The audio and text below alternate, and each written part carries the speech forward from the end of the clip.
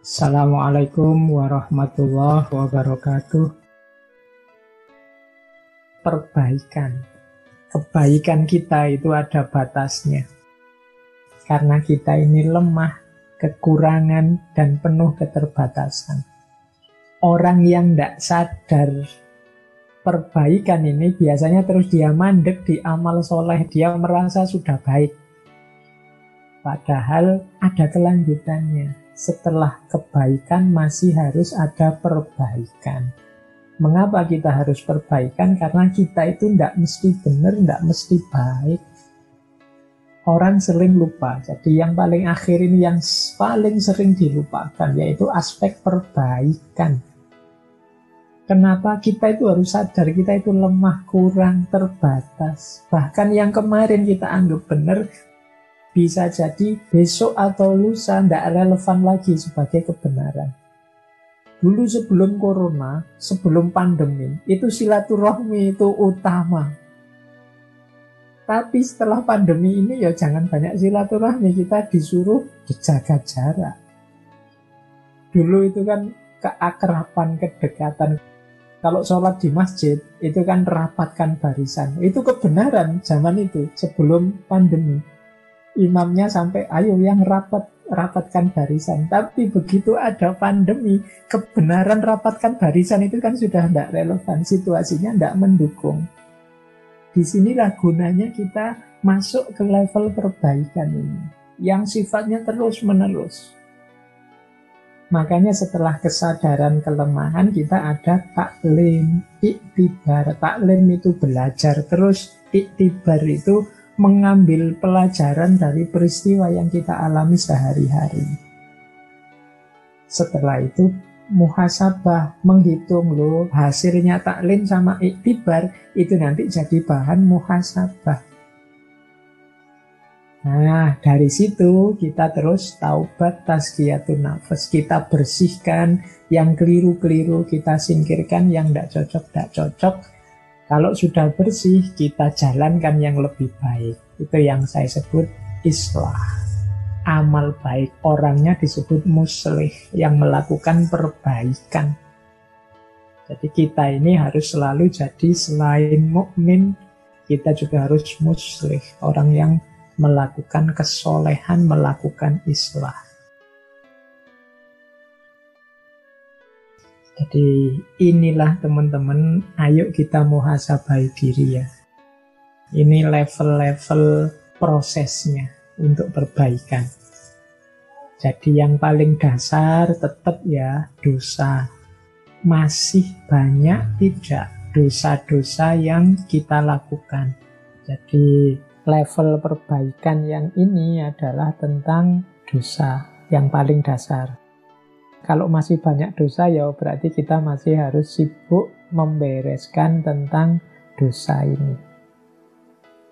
Nah, setelah dosa beres, dalam arti kita bukan orang yang banyak melakukan dosa atau tidak ada lagi dosa-dosa yang secara sengaja serius kita lakukan. Mungkin ada yang kecil-kecil tidak sengaja.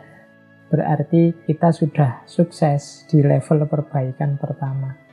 Mari naik satu level lagi, yaitu apa? Sirna, segala keterikatan di luar diri. Ini saya pakai kata-kata sirna, biar teman-teman tidak terlalu merasa tinggi. Kalau dalam bahasa Arab, itu biasanya pakai istilah fana. Jadi fana itu sirna. Makanya fana fillah itu orang yang sirna di dalam Allah. Nah, ini level-levelnya fana. Fana paling dasar adalah sirnanya segala dosa. Setelah itu apa? Sirnanya segala keterikatan duniawi di luar diri.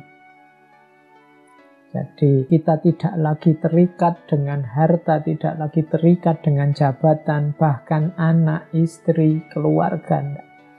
Tidak terikat itu maksudnya tidak segala-galanya demi harta, segala-galanya demi jabatan atau anak atau keluarga, enggak. Jadi sudah bisa menomorsatukan Allah. Sudah tidak lagi terikat oleh hal-hal yang sifatnya duniawi. Ini level 2. Ada level ketiga, yaitu sirnanya kesombongan diri. Sirnanya kesombongan diri ini biasanya orang yang sudah sukses di level pertama dan level kedua perbaikan, begitu dia sukses, wah saya sudah tidak banyak dosa lagi, saya sudah tidak terikat lagi dengan hal-hal yang duniawi. Kemudian dia merasa, alhamdulillah aku sukses, aku bisa, aku mampu, berarti aku ini hebat, berarti aku ini orang pilihan, berarti aku ini orang yang besar, berarti macam-macam. Itu biasanya tantangan selanjutnya adalah dirinya sendiri atau ego. Nah, setelah mengalahkan dosa-dosa kegelapan, kemudian mengalahkan dunia di sekelilingnya, kemudian yang ketiga adalah mengalahkan egonya. Baru kemudian puncaknya adalah semuanya sirna kecuali Allah saja. Semuanya tidak penting kecuali Allah. Yang nomor satu dalam hidup, satu-satunya adalah Allah saja. Nah, ini level yang keempat, perbaikan. Jadi kalau sudah sampai yang atas itu, yaitu nanti makom paling tinggi kalau dalam dunia tasawuf. Saya tidak tahu teman-teman ada di level mana, tapi semoga kita sudah memulai muhasabah diri untuk melakukan perbaikan-perbaikan step by step. Apakah itu di level dosa, ataukah di level keterikatan, ataukah di level kesombongan, ataukah di level ego diri kita sendiri di hadapan Allah. Saya kira itu teman-teman, kurang lebihnya mohon maaf. Saya akhiri sekian. Wallahul muwafiq, wallahu a'lam bishawab. Wassalamualaikum warahmatullahi wabarakatuh.